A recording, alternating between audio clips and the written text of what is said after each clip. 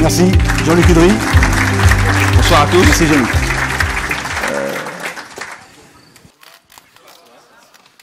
Que fait cet homme?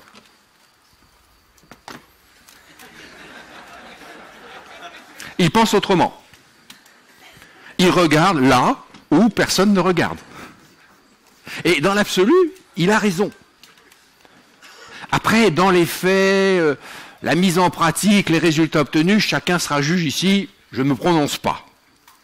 Mais ce soir, nous allons voir en quoi penser autrement les situations managériales créent de la valeur humaine et économique. Et en quoi le manager de demain est bien inspiré de savoir penser autrement dès aujourd'hui. Une action souterraine peut-être? Alors comment est-ce que j'ai découvert tout ça et l'intérêt de penser autrement? 1985. Tout va très bien pour moi. J'ai 6 ans d'études de management. Je sais, personne n'est parfait. Et je travaille dans une grosse société américaine. Et on dit que je pourrais peut-être monter rapidement dans les étages. Donc tout va bien. Un soir, on frappe à ma porte. Toc, toc, toc. J'ouvre. Bonjour Jean-Luc. Je me présente. Je m'appelle l'adversité. Je trouve que tout va trop bien pour toi et ça ne me plaît pas du tout. Tu sais, tes parents, ils ont construit pendant 30 années une très belle entreprise dans le domaine de la restauration. Mais voilà, ils sont fatigués, épuisés, au bout du rouleau et ils n'osent pas te le dire. Alors moi, l'adversité, je me régale. Qu'est-ce que tu vas choisir?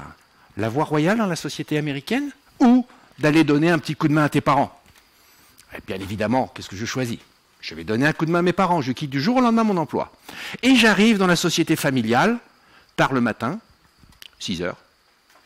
Et il y a déjà un cadre historique qui est là et qui m'accueille. Et me dit, bonjour Jean-Luc, qu'est-ce que vous venez faire? Bon, je viens donner un petit coup de main pour 6 mois. Dans 6 mois, 6 mois? Dans 6 mois.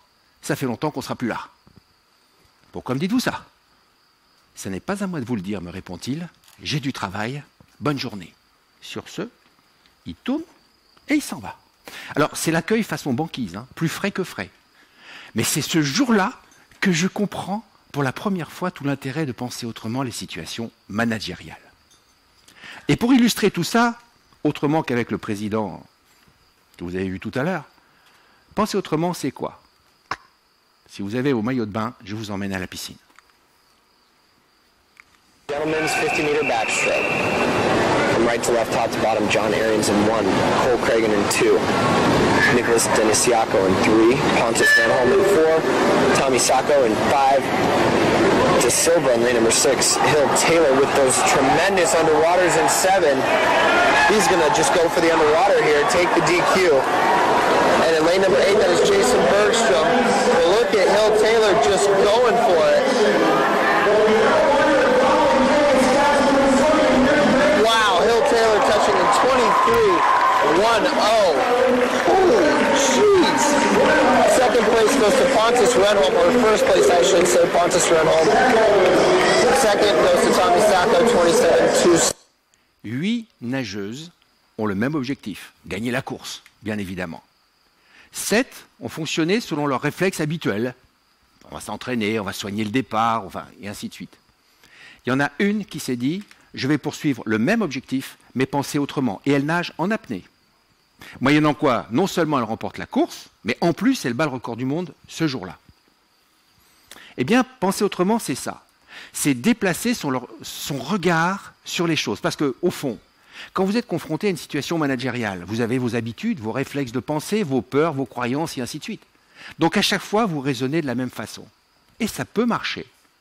L'intérêt de penser autrement, c'est face à une même situation, de vous déplacer et de faire comme cette jeune fille. D'avoir un regard neuf sur la situation pour tout simplement enrichir votre vision des choses. Parce que si vous enrichissez votre vision des choses, eh bien, vous les comprenez mieux, vous les interprétez mieux, et vous décidez mieux. Et qu'est-ce que c'est d'autre que le management? C'est exactement ça. Alors ce soir, je vais vous inviter à prendre 5 décisions concrètes. Le Vendéen aime le concret. Ça tombe bien, je ne suis pas Vendéen, mais j'aime le concret aussi. Et vous allez voir, dans différents domaines, comment est-ce qu'on peut illustrer ce penser autrement. Et là, je vais faire appel à votre quasiment votre génie. Qu'est-ce que c'est ça? J'ai dit, je vais faire appel à votre génie. C'est quoi ça? C'est presque je me lance dans le rébut maintenant. Qu'est-ce que c'est? Ça, c'est un objectif SMART. Un objectif SMART.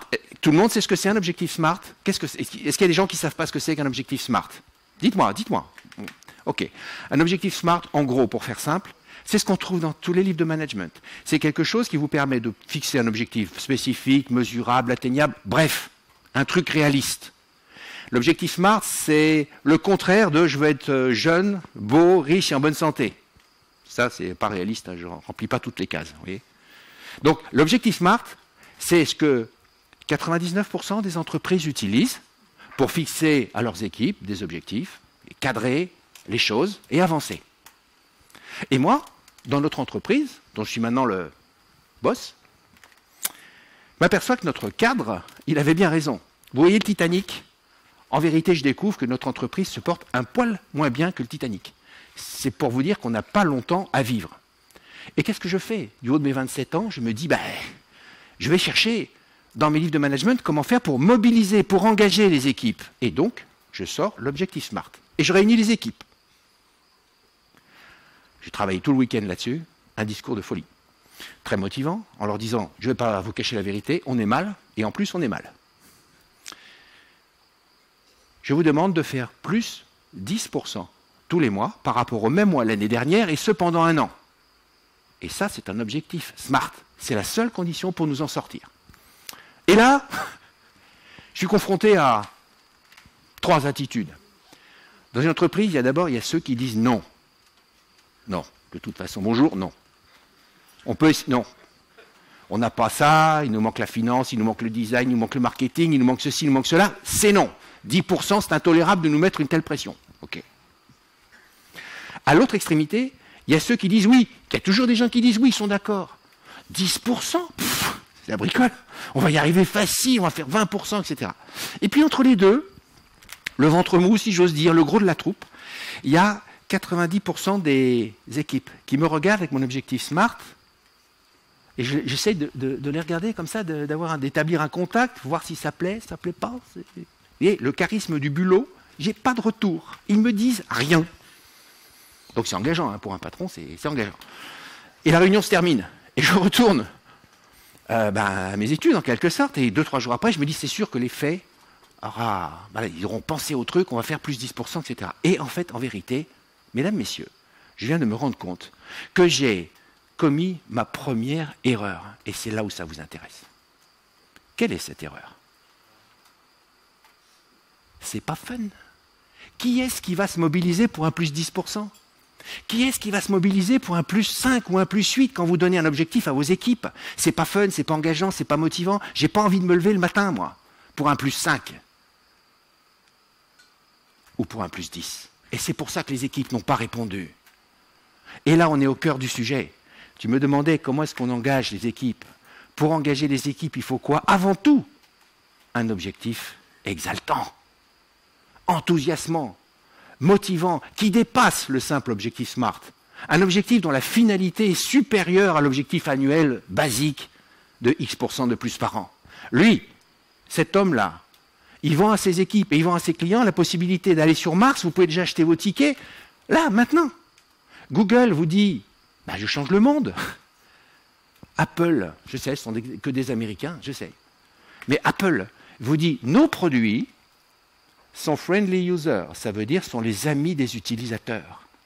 Ça veut dire que tous les gens qui travaillent dans ces entreprises-là, ils ont envie de se lever le matin. Alors nous, qu'est-ce qu'on fait dans notre entreprise? J'ai bien conscience qu'après avoir parlé d'Apple, d'Elon Musk et de Google, reparler de notre PME parisienne fait un peu, ça détonne un peu. Mais le ressort, pour vous, c'est le même.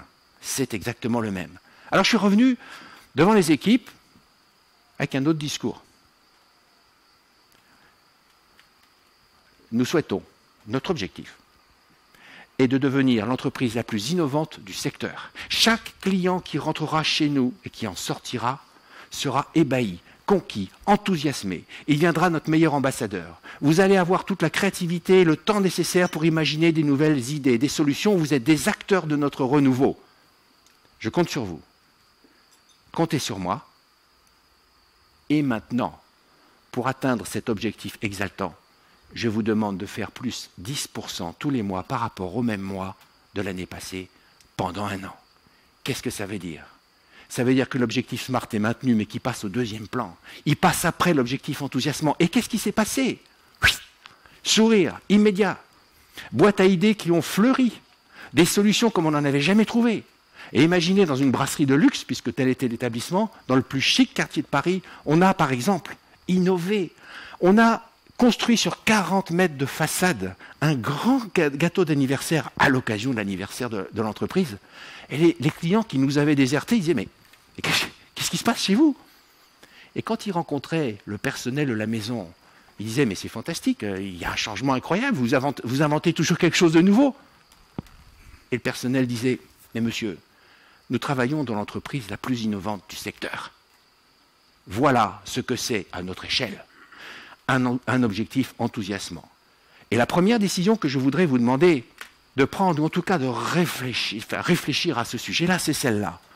Dans vos entreprises, parce que nous sommes là pour parler du management, votre management. Est-ce que vous avez un objectif enthousiasmant? Il ne s'agit pas de mettre l'objectif SMART, le truc classique, au rencard. Non, non, non. Mais il vient en deuxième rideau, en deuxième analyse. D'abord, on a envie de se lever le matin. Et après, il faut qu'on fasse plus 5%. Très bien, ok. Mais vous ne motiverez jamais durablement des gens avec un plus 5%. Juste comme ça, il faut faire plus 5. Puis l'année d'après, il faut faire plus 4. Puis plus 8. C'est pas motivant. Alors, je vous demande de réfléchir à ça. Ça sert à ça une conférence. C'est de réfléchir aux choses. Après, vous achetez ou vous achetez pas. Mais réfléchissez au moins aux choses. Est-ce que dans votre société, dans votre entreprise, vous avez mis au point, vous avez proposé à vos collaborateurs et à vos équipes un objectif qui soit réellement enthousiasmant? On parle beaucoup aujourd'hui de donner du sens. Ben, commençons par en donner au niveau de l'objectif. En quelque sorte, quand je vais dans des grosses sociétés faire des conférences, je m'aperçois que, vous savez, lors des conventions annuelles, il y a souvent des patrons qui sont des types extraordinaires quand même, qui ont une vision, qui ont quelque chose, mais à qui il manque la perception de ce que sont les gens. Or, le management, c'est d'abord les gens. Et je vois souvent dans ces conventions des fantastiques PowerPoint, ça bouge de tous les côtés, il y a des chiffres, etc. Mais vous savez qui c'est la star? C'est l'EBITDA. Vous connaissez l'EBITDA? Qui connaît l'EBITDA? Vous connaissez l'EBITDA? C'est le bénéfice avant, je sais pas quoi, amortissement, impôts, etc. Et on fait de la star l'EBITDA. L'EBITDA, ça ne doit pas être la star au management. La star, ça doit être d'abord l'envie que vous avez de vous investir dans votre société, dans votre entreprise, avec vos collaborateurs. Donc cette première décision, fixez-vous un objectif exaltant et vous allez voir la différence. Rien que ça, vous allez voir comme les choses vont changer. Et maintenant, nous allons passer vers la deuxième décision que je vous propose de prendre ce soir. Cette deuxième décision consiste à penser autrement les ressources. Alors, nous sommes en France, et en France, on a toujours besoin de plus de moyens. Il nous faut plus de moyens. Moi, depuis que je suis tout petit, j'entends qu'il faut plus de moyens. Je me dis, mais il y a bien un jour, on va les avoir, ces moyens. Non, il faut encore plus de moyens. Tout le temps. Mais pourtant, pensez autrement les ressources matérielles et immatérielles que vous avez dans votre entreprise. C'est ça, par exemple. Qu'est-ce que c'est, ça? Est-ce qu'il faut plus de moyens pour arriver à faire mieux avec ce qu'on a? Parce que c'est ça, finalement, penser autrement. C'est faire mieux avec ce qu'on a. Eh bien, est-ce qu'il faut vraiment un budget élyséen pour mettre des gens dessus et trouver cette solution-là? Non. Le manager aujourd'hui, pour penser autrement les ressources à sa disposition, il a besoin de deux choses. Entre autres, disons, mais deux choses principales. Favoriser l'autonomie et la créativité de ses équipes. Là, vous mettez des créatifs sur ce sujet-là et ils vous trouvent la solution sans avoir besoin de réinventer l'eau chaude. Autre exemple, dans le domaine des ressources humaines. Ça veut dire mieux faire avec ce qu'on a. Imaginez, Francisco, c'est votre meilleur agent aux États-Unis. Et vous travaillez avec lui. Et un jour, il vous dit, désolé, il faut que je m'en aille. Eh bien, qu'est-ce que vous allez faire? Vous allez travailler sans Francisco. C'est un métier en même temps. C'est un métier. Mais si je me permets cette petite blagounette, Si je me permets cette petite blagounette, c'est parce que ça nous est arrivé. Pierre est notre meilleur vendeur dans l'entreprise familiale. Et un beau jour, il me dit exactement comme Francisco. Il me dit, désolé, l'entreprise ne va pas bien, j'ai un meilleur salaire, une meilleure rémunération ailleurs, je suis obligé de vous quitter. Pourquoi le choc? Parce que je me dis, si le meilleur vendeur quitte la société alors que ça va déjà pas fort, bonjour l'impact sur les équipes. Et donc, ça veut dire que c'est cuit. Et puis, je pense autrement à la situation. Et je vais faire le tour des équipes. Et là, sans trop savoir, je rencontre Raphaël. Raphaël, je lui dis, ça va? Il dit, ouais. Ça va? Bon. Il y a quel enthousiasme, vous cachez bien votre joie, vous. Ça fait plaisir, on vous sent au taquet, là. Il me dit, je m'ennuie. Et pourquoi vous ennuyez? Qu'est-ce que vous faites? Je suis à la compta. Et bon, vous êtes à la compta depuis combien de temps? 3 ans. OK? Et qu'est-ce qu'on peut faire? J'ai plus envie de faire la compta. Moi, ce que je veux, c'est la vente. Je suis un vendeur né. Je vendrai la Tour Eiffel. Je lui dis, ça tombe bien, on est à côté. Vous voulez vendre et vous êtes à la compta et ça fait 3 ans que vous n'avez rien dit, que personne ne s'occupe de vous, que vous vous ennuyez comme un rat mort? À supposer qu'un rat mort puisse s'ennuyer d'ailleurs. Mais bref. Dans 8 jours, vous attaquez dans l'équipe de vente. Est-ce que ça marche, Raphaël? Yes, ça marche. Il aura mis 6 mois. Mais le fait d'avoir remis la personne à la bonne place, parce qu'on n'avait pas les moyens d'aller recruter ailleurs, on n'avait pas le temps, ni l'argent. On a simplement regardé quelles étaient nos ressources, et on a trouvé qu'il y avait un type qui était finalement demandeur. Il ne demandait que ça, et croyez-le ou non, mais croyez-le quand même, il est devenu en 6 mois le meilleur vendeur, bien meilleur que Pierre qui nous avait quittés, et pour lequel on avait versé toutes les larmes de notre corps.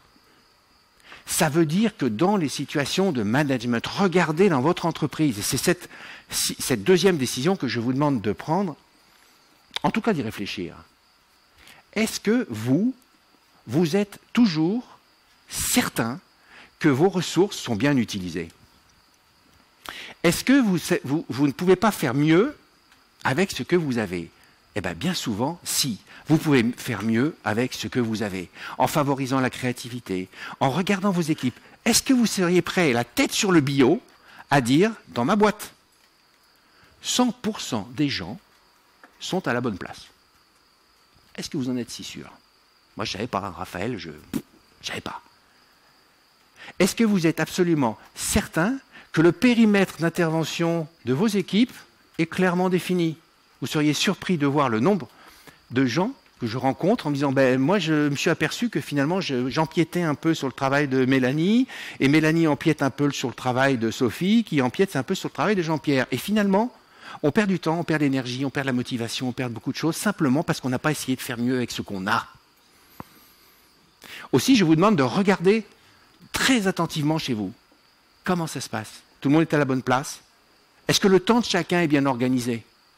Ça ne veut pas dire de minuter, hein. On ne va pas minuter. Mais est-ce que le temps de chacun est bien organisé? Est-ce que le périmètre d'intervention de chacun est bien défini? Est-ce que les talents sont bien gérés? Et là, je parle sous le contrôle d'une figure, d'une pointure, d'une épée, un cador. Hein? Philbert, le roi des talents. Hein, c'est très important de savoir qu'il y a des talents dormants. Moi, j'appelle ça des leaders invisibles. Les talents qui dorment, quand on les réveille, eh bien, ça devient des leaders aussi. C'est un autre sujet, Philbert saura très très bien traiter ça. Voilà, alors réfléchissez bien à ça. Deuxième décision importante, je fais mieux avec ce que j'ai. C'est sûr que si vous avez 10 €, c'est mieux que si vous n'en avez qu'un. Si vous avez 1 milliard d'euros, c'est mieux que d'avoir 100 millions. Mais on n'est pas toujours obligé de demander plus de moyens pour faire mieux avec ce qu'on a. Et c'est la deuxième décision qui vous permet de penser autrement les situations managériales. Mais bon, elle est tellement dans l'air du temps que ça vous mérite qu'on regarde cette vidéo. Cette vidéo, qui l'a déjà vue?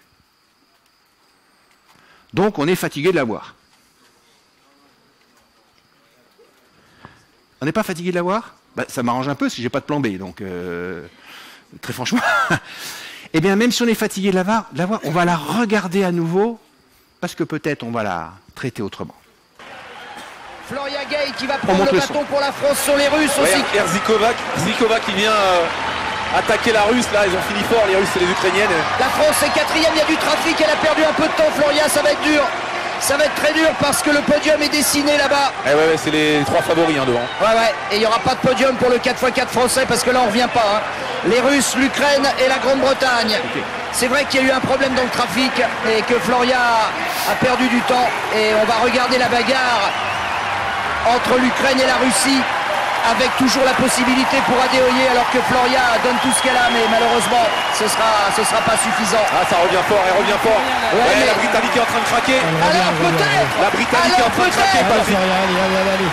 Je pense que ça va être juste, mais elle va tout donner quand même. La Britannique a temporisé. Elle revient, Floria, la Russie, elle va passer. Elle va passer les Russes.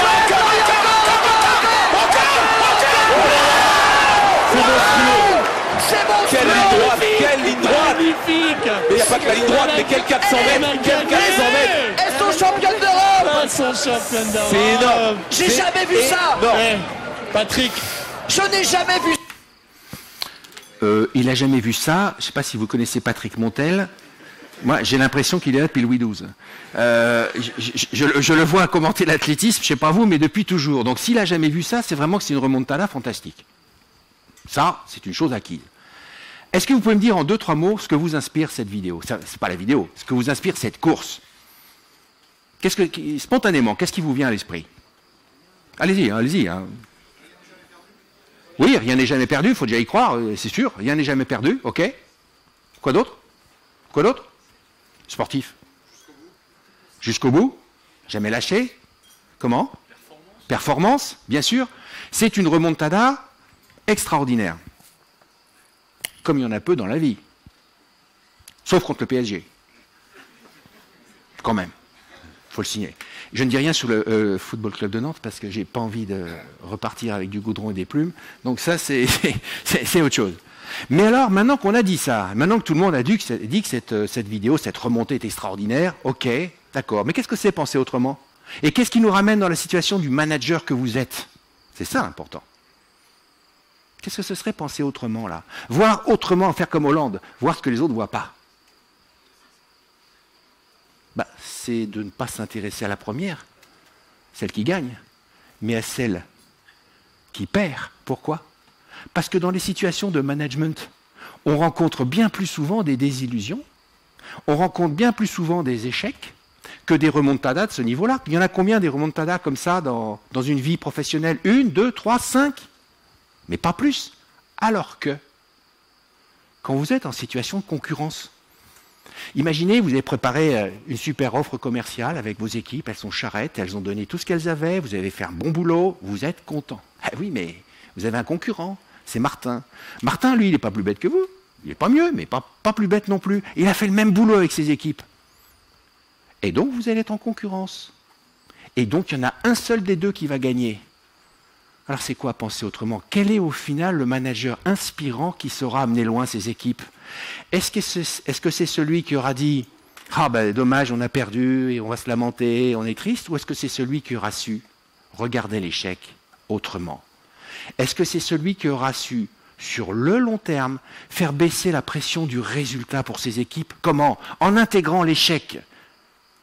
Non pas en se disant « ça y est, on a perdu, on va se lamenter », mais en intégrant l'échec comme un élément du jeu. Et ça vaut de l'or. Parce que si votre équipe, un jour, vous perdez contre Martin, pourtant vous avez fait du bon boulot.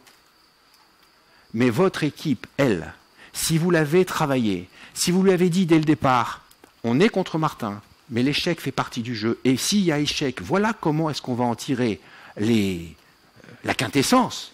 Voilà ce qu'on va faire la prochaine fois, et bien votre équipe, elle aura une immense confiance en vous. Et en elle. Et c'est la raison pour laquelle repenser l'échec, repenser le résultat, baisser la pression du résultat pour vos équipes, ça passe par retravailler la notion d'échec. Et c'est exactement ce qu'a fait l'entraîneur de la coureuse, je ne sais pas si ça se dit, de la concurrente ukrainienne. Cette fille avait course gagnée. Elle avait course gagnée. Notre concurrente, Floria, avait 40 mètres de retard, c'est-à-dire 1/10 de stade. C'est un truc de fou. Donc, la concurrente ukrainienne, qui s'appelle Olia, elle avait course gagnée. Et puis, elle s'est fait remonter, et elle perd pour 2 centièmes. 2 centièmes. sur le coup, elle a été laminée. Pendant des semaines, elle n'est pas sortie de chez elle. Elle n'est pas sortie de chez elle. Qu'est-ce qui lui a manqué? De savoir que l'échec fait partie du jeu. Et c'est précisément ce que lui a dit son entraîneur. Il lui a dit, tu étais au top, à 99,99%, il t'a manqué un tout petit truc. C'est de savoir que tu pouvais être battu, et maintenant tu es au 4e sous-sol. Eh bien, en situation de management, et très modestement, c'est ce qu'on a fait chez nous. On a permis aux gens de faire des erreurs. La plus grande erreur, c'est de ne pas permettre d'erreur. On a dédramatisé l'échec. Parce que si on dédramatise l'échec, on se confronte à l'échec. Et si on se confronte à l'échec, on n'a plus peur. Et si on n'a plus peur, on ose. Et si on ose, on gagne davantage. Entre deux managers, un qui va stigmatiser l'échec et qui va dire « Oh là là, quand même, on a fait du bon boulot contre Martin, c'est pas normal, et pourquoi, gna gna gna ». Et l'autre qui va dire « Ok, on a perdu cette fois-ci, mais on en tire les leçons. On sait que l'échec fait partie du jeu. » On met au point des procédures, si bien qu'à chaque fois qu'on propose un nouveau projet, on sait qu'on peut perdre. Ça ne veut pas dire qu'on s'autorise à perdre, ça veut dire qu'on sait qu'on peut perdre, tout simplement.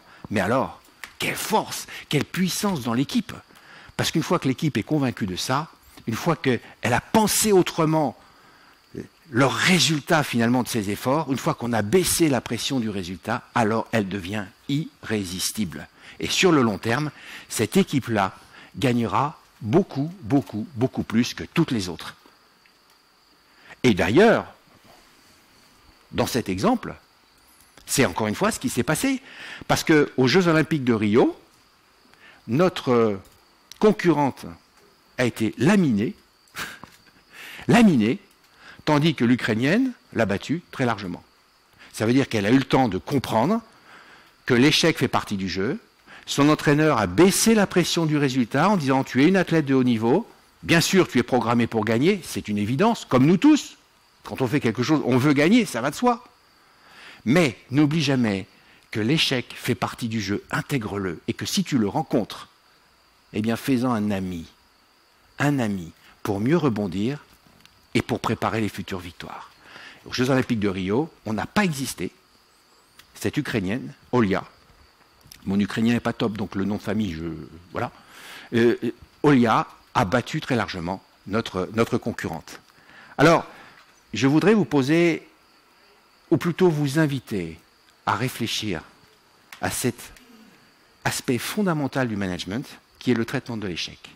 Est-ce que chez vous, vous savez diminuer la pression du résultat? Et je dirais même, ça me vient à la seconde parce que j'y crois vraiment, je dirais même que diminuer la pression du résultat dans les entreprises françaises va devenir un enjeu majeur dans les prochaines années. Et on pourra peut-être en discuter tout à l'heure lors des échanges, mais je crois que c'est un élément avec d'autres qui s'inscrit dans le management de demain, pas celui d'hier. Alors regardez, comment vous faites, vous, quand vous avez des projets, quand vous travaillez avec vos équipes, quand vous êtes au taquet, vous avez envie, quand vous rencontrez l'échec? Qu'est-ce que vous avez mis en place pour rebondir au plus vite? Est-ce que vos équipes savent comment on rebondit en cas d'échec? Est-ce qu'elles ont intégré cette notion d'échec? Est-ce qu'elles ont en elles la pression du résultat? La pression du résultat. Un jour, dans une grosse boîte d'assurance, une énorme boîte d'assurance, je dis quelque chose d'à peu près voisin sur ce sujet. Il y a un monsieur qui se lève. Il me dit, moi je suis d'accord avec vous, il faut oser, il faut tenter. Ok. Sauf que moi je l'ai fait. Et je me suis fait tellement taper dessus que ça fait 10 ans que je ne bouge plus une oreille. Consternant. Si vous maintenez une pression du résultat trop élevée, les gens n'osent plus. S'ils n'osent plus, alors c'est l'entreprise entière qui se sclérose. Je vous demande juste de réfléchir à ça et de regarder chez vous quelles décisions vous pourriez prendre dans tel ou tel domaine pour baisser la pression du résultat.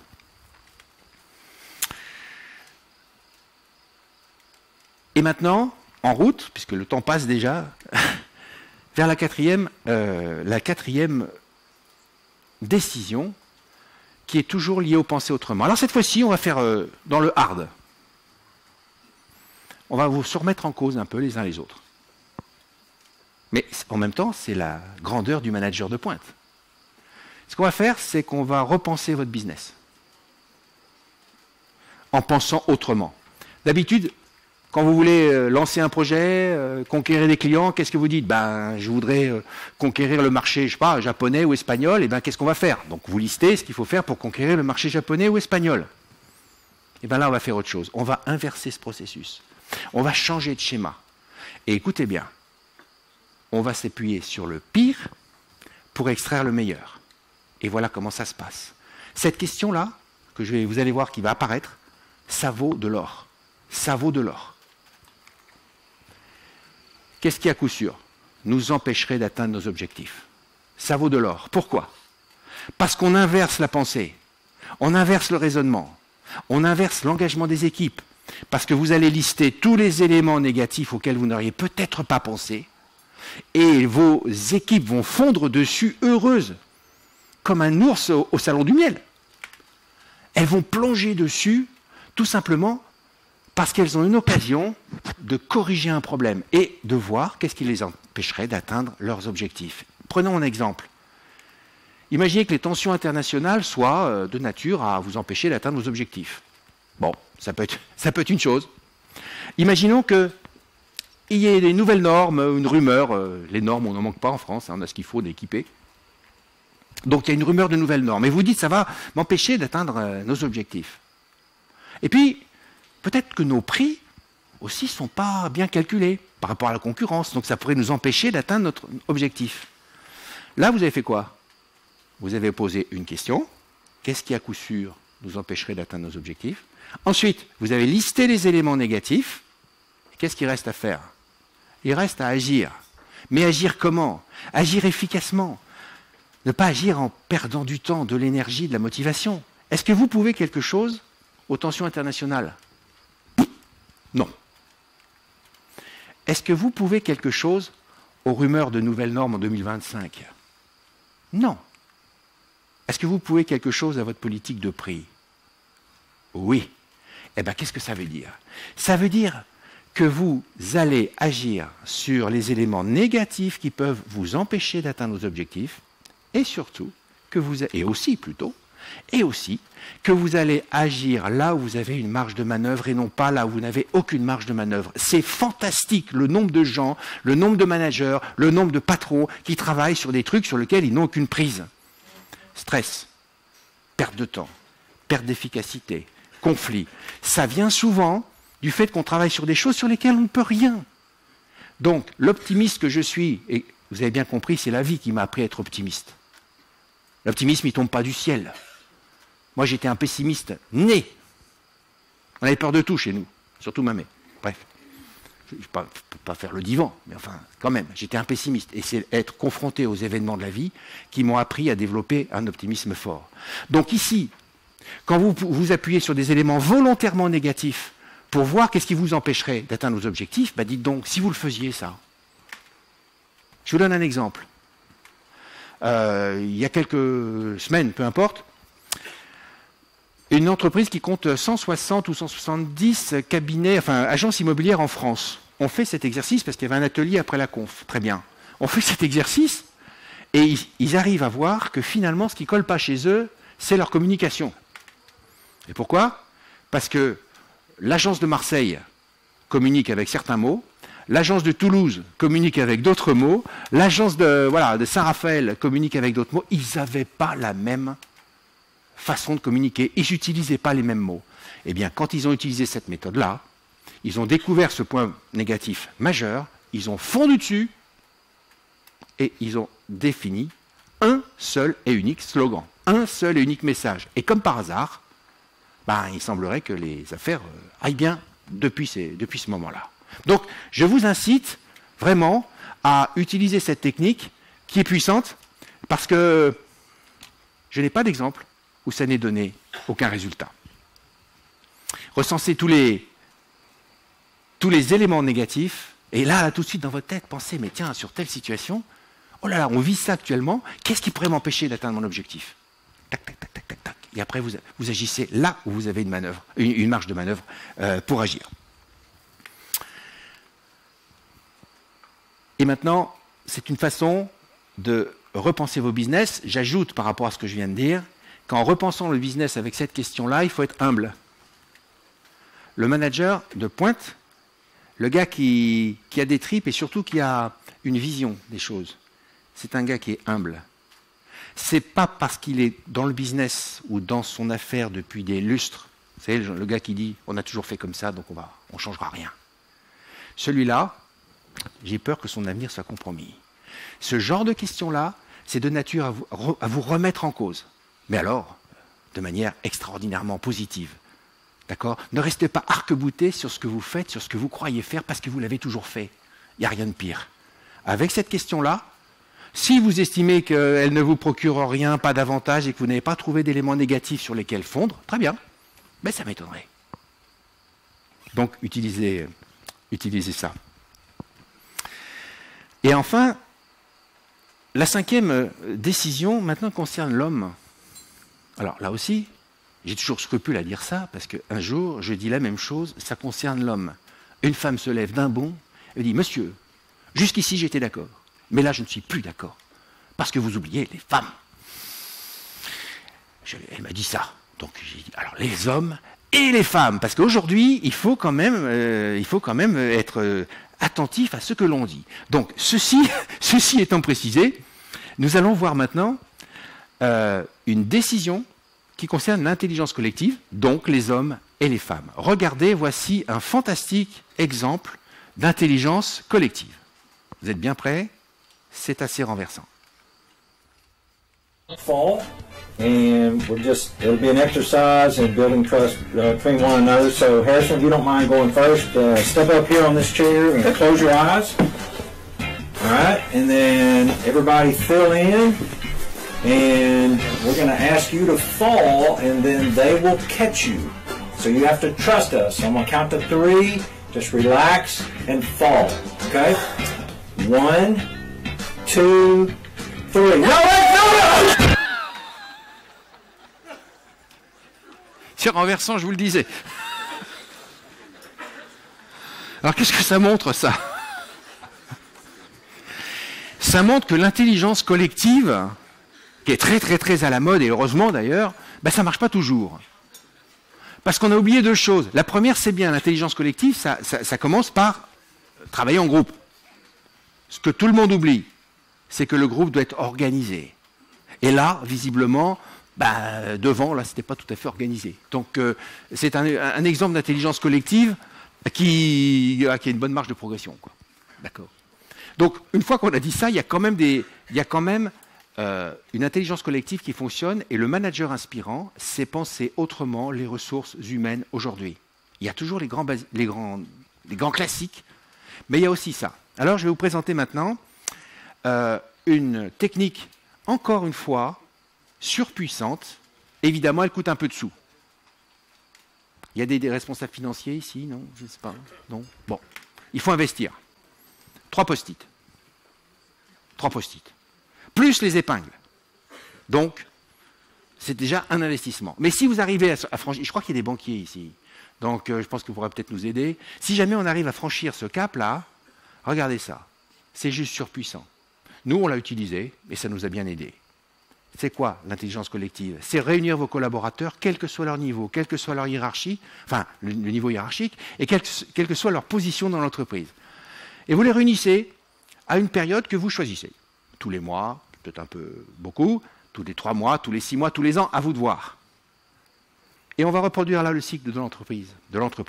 Et vous allez leur dire ça. On tente. Et vous notez tout ce que vous allez tenter. On tente. Qu'est-ce que ça veut dire? Quel message vous transmettez à vos équipes? On ose. On lance des choses. On ne reste pas planté, à se lamenter. Ah, c'est la crise, c'est le marché, c'est les Chinois ou le cours du pétrole. On tente des choses. Donc régulièrement, dans la vie de l'entreprise, vous tentez des choses. Et ça envoie un message, un signal extraordinaire à vos équipes. Et vous le décidez en commun. Nous parlons d'intelligence collective. Ensuite, quel serait le deuxième post-it? Quel serait le deuxième post-it? Puisqu'on tente. Après, qu'est-ce qui vient? On change ou on continue. Et qu'est-ce que ça véhicule comme message? Le fait de continuer. D'abord, on est bon. On est bon. On valorise ce qu'on a fait. Ce qu'on a tenté, ben, ça marche. Bravo, chapeau, ça marche. Donc on continue. Oui, et même si ça ne marche pas encore tout à fait, eh bien on continue parce qu'on persévère. Donc vous véhiculez l'image de quelqu'un, d'une entreprise qui est bonne, qui fonctionne et qui persévère. Pas mal. Et finalement, quel serait le dernier post-it qui nous coûte une fortune? Bah, c'est logique. On tente, on continue, je l'ai entendu. On félicite, mais il y a aussi autre chose à faire. Oui, bien sûr, ben ça c'est sûr, ça c'est certain. Mais il nous manque quelque chose. On arrête. Ben pourquoi? Qu'est-ce que ça veut dire? Qu'est-ce qu'avec ces 3 post-it vous véhiculez comme image? Vous véhiculez l'image d'une entreprise responsable, qui ne se berce pas de douces illusions, qui sait très bien arrêter un projet quand il n'est pas valable, qui sait très bien qu'on s'est trompé sur ce recrutement, qui sait très bien que tel projet ne méritait pas d'être suivi. Et ça veut dire qu'on tente, on continue et on arrête. Ben vous voyez que tout ça est interchangeable. Avec vos équipes, vous pouvez utiliser cette technique, mais dans tous les domaines, sans aucune exception. C'est ça l'intelligence collective. Mais nous, on a essayé ça, et comme par hasard, les égos sont tombés, y compris le mien. Parce que finalement, les gens ont dit, bah oui, ça non, décidément, ça vaut le coup de tenter. Et puis non, ça franchement, il faut arrêter. Bon, ben on arrête. Mais au moins, c'est collectif, c'est intelligent. Et c'est surtout efficace. Voilà cet exemple collectif. Et je passe à un outil que vous devez absolument avoir en tant que manager, un balai. Alors, ça peut surprendre. Ça peut surprendre. Mais pourquoi est-ce que vous avez absolument besoin d'un balai en tant que manager? Eh bien, un jour, dans notre entreprise, toujours pareil, j'ai été assez actif, on va dire, et dans le bien des équipes, et peut-être le nôtre aussi, je produisais toujours un certain nombre de documents pour aider, pour simplifier la vie des gens. Et un jour, j'arrive avec un nouveau document, je dis voilà, on va faire ça, qu'est-ce que vous en pensez, c'est sympa. Et il y en a un qui me dit encore? Je dis ben encore, c'est-à-dire, il dit mais on a déjà fait ça il y a l'année dernière, et puis on a déjà fait ça l'année suivante, l'année précédente, pardon. Et là, ça m'a sauté aux yeux comme un coup de pied au cul, pardonnez-moi l'expression.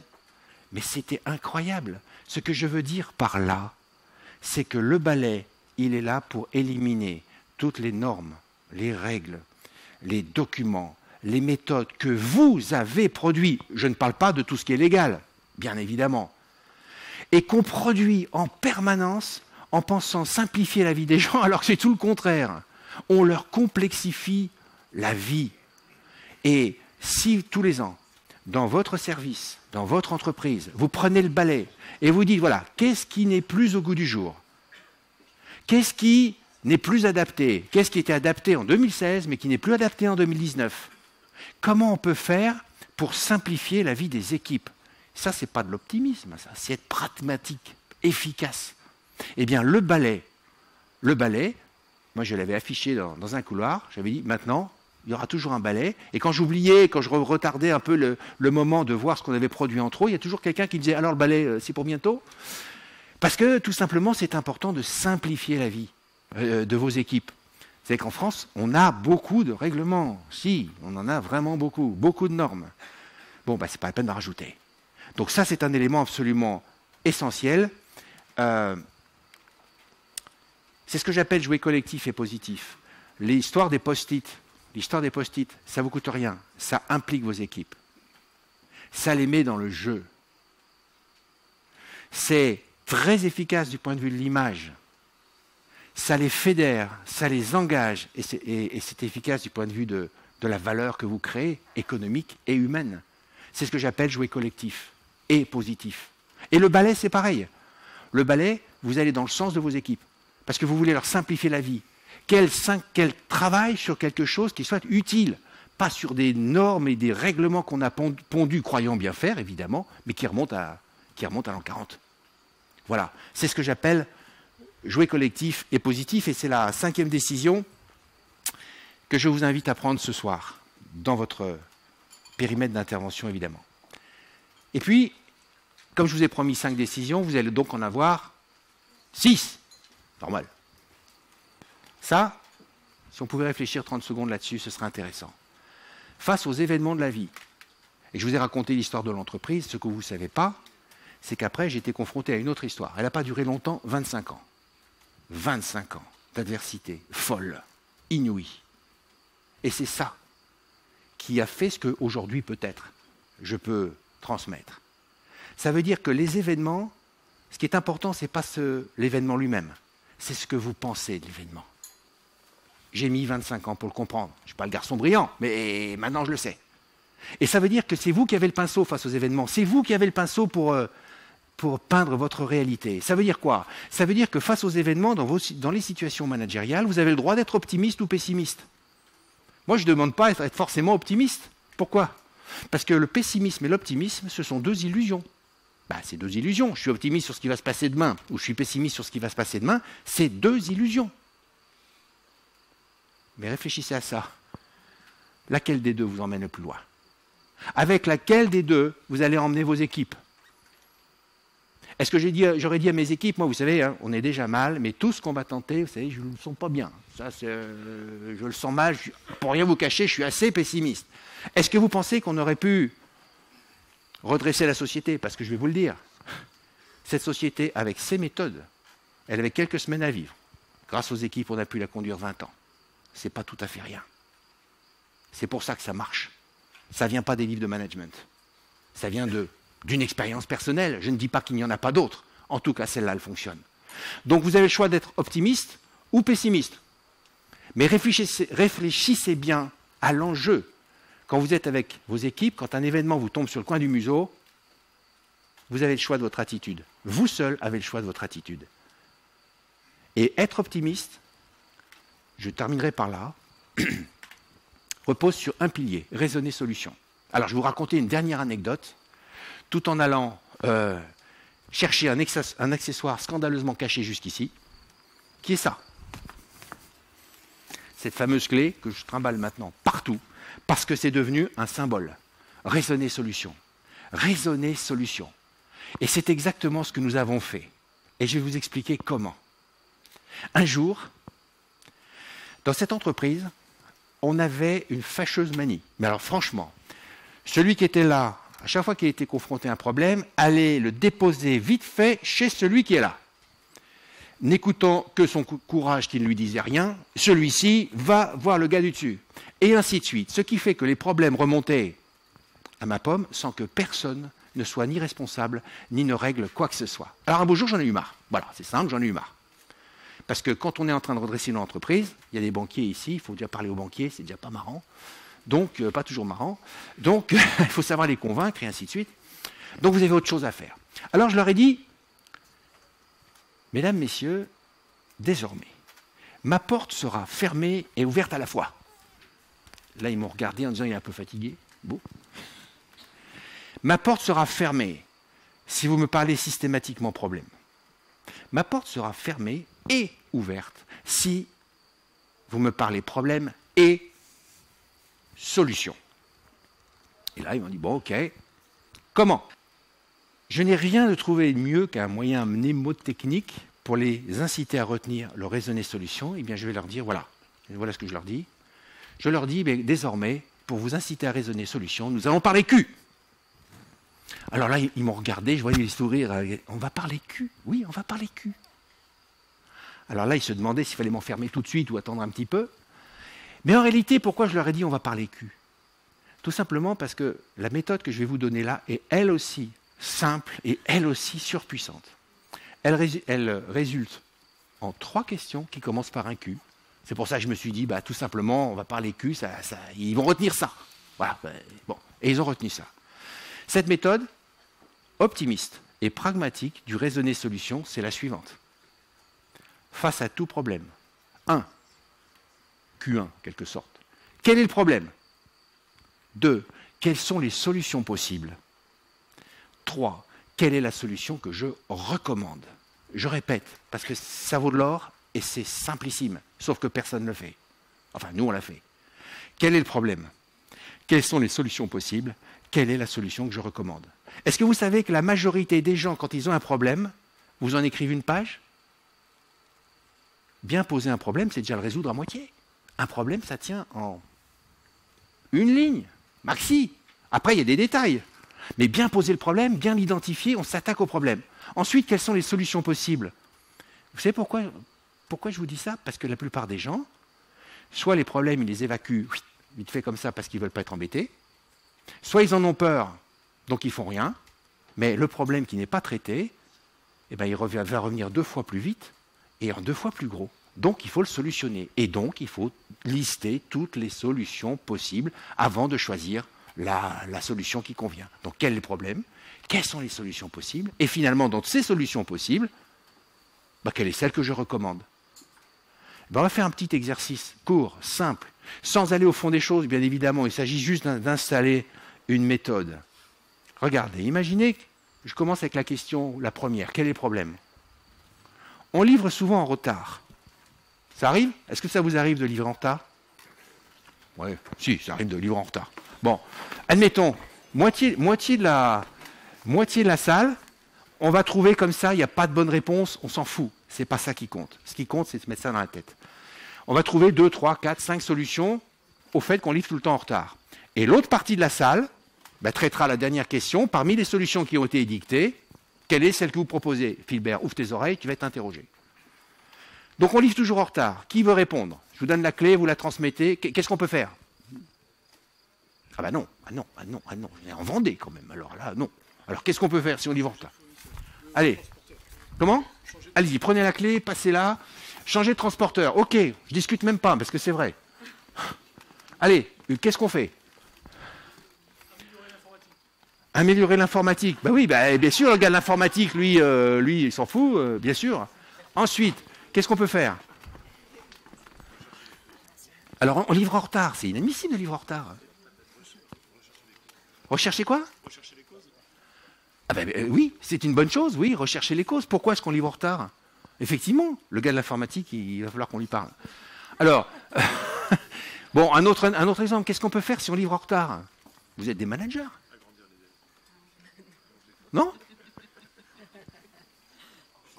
Je sens que vous avez une réponse, madame. Envoyez la clé. Renvoyez la clé. Alors, qu'est-ce qu'on fait si vous livrez? Tiens, vous avez la clé juste derrière. Reprenez la clé. Allonger les délais? Allez, on va la prendre comme ça. On va la prendre comme ça, parce que l'heure tourne et je sais que vous avez à dîner après. Bon, ok. Donc, j'ai posé le problème. Quel est le problème?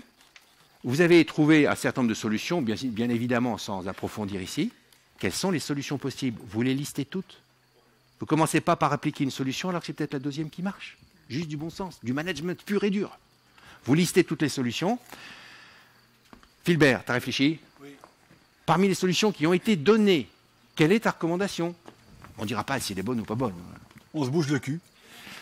C'est la méthode avec... Alors, 2 remarques. D'une part, c'est un langage à la fois fleuri et printanier. D'autre part, la solution n'avait pas été proposée. Dans la méthode, il s'agit de prendre parmi les solutions proposées. On tente. Oui, mais ça, c'est autre chose. Bon, alors, c'est des 3 slides d'avant. Alors, d'accord. Bon, alors, parmi ce qu'ils ont dit, tiens, vous, parmi ce qu'ils ont dit, allez, qu'est-ce qu'on choisit comme solution? Ils ont proposé de voir le type... voilà, c'est la faute du transporteur, voilà. Transporteur ou l'informatique ou quoi que ce soit. Ce que je veux vous dire là, c'est qu'il n'y a pas de bonne réponse, bien sûr. C'est une méthode. Et vous savez ce qui s'est passé chez nous? C'est simple. C'est très simple. Ça nous a sauvés. Pourquoi? Pourquoi ça nous a sauvés? Parce que vous faites de chacun, dans vos équipes, à son niveau, un solutionneur. Et si chacun est un solutionneur, vous vous rendez compte la confiance qu'il a en lui? Vous vous rendez compte le temps gagné dans votre management? Vous vous rendez compte la confiance? Si vous donnez à chacun la possibilité de trancher, le patron de Renault, je ne suis pas persuadé qu'il sache qu'il faut une clé de 12 pour telle ou telle jante de roue, jante de voiture. Mais le gars qui, lui, travaille sur les jantes, lui, il le sait. Donc, ce que je vous invite à faire, ça, c'est une démarche optimiste, mais l'optimisme, encore une fois, concret, opérationnel. Ça fonctionne. Toutes les recettes qui sont là sont des recettes que vous pouvez évidemment adapter, mais qui fonctionnent. Il ne s'agit pas d'être optimiste pour être optimiste, mais parce qu'elles fonctionnent, alors on devient optimiste. Voilà, mesdames, messieurs, donc là, vous prenez cette dernière décision qui est juste fondamentale. Je raisonne, solution. Ne restez pas scotché à un problème à chaque fois. Il y a trop de gens qui vous racontent pendant 1 heure, ah ben j'ai un problème. Oui, alors c'est parce que le camionneur n'a pas fait ça, mais s'il n'a pas fait ça, c'est parce que machin. La solution, plus personne. Raisonner, solution. C'est comme ça qu'on manage. Qu'on manage dans les équipes. Et c'est comme ça qu'on obtient des résultats. Au final, résumons, et je prends un risque inconsidéré en descendant de cette estrade, résumons l'objectif exaltant, celui qui dépasse l'objectif SMART, sans que l'objectif SMART ne soit éliminé, bien sûr. Donnez envie à vos équipes de se lever le matin, de faire mieux avec ce qu'on a, pensez autrement les ressources à votre disposition, humaines et matérielles. Pensez à San Francisco, enfin à Francisco et à San Francisco. Bon.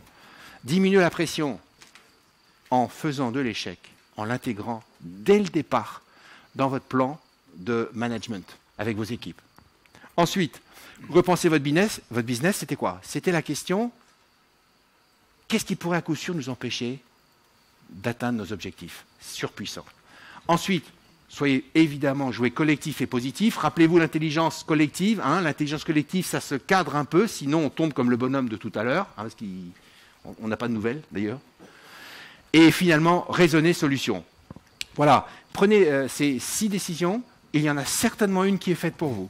Prenez-les, travaillez-les, appliquez-les sur le terrain et vous allez voir le résultat. Et je veux quand même vous dire cette chose, c'est que dans cette entreprise, tout le monde, tous les experts, tous les sachants, tous ceux qui donnent des conseils, nous disaient que cette entreprise, c'était trop tard pour la redresser. Que j'étais trop jeune, qu'on n'avait pas les équipes, qu'on était trop endetté, enfin, le truc classique. On l'a juste redressée et conduite 20 ans. Donc ça marche, prenez ces décisions, c'est la meilleure chose de tout mon cœur que je puisse vous proposer ce soir. Croyez-moi, ces décisions sont des décisions qui font tilt. Merci et bon vent.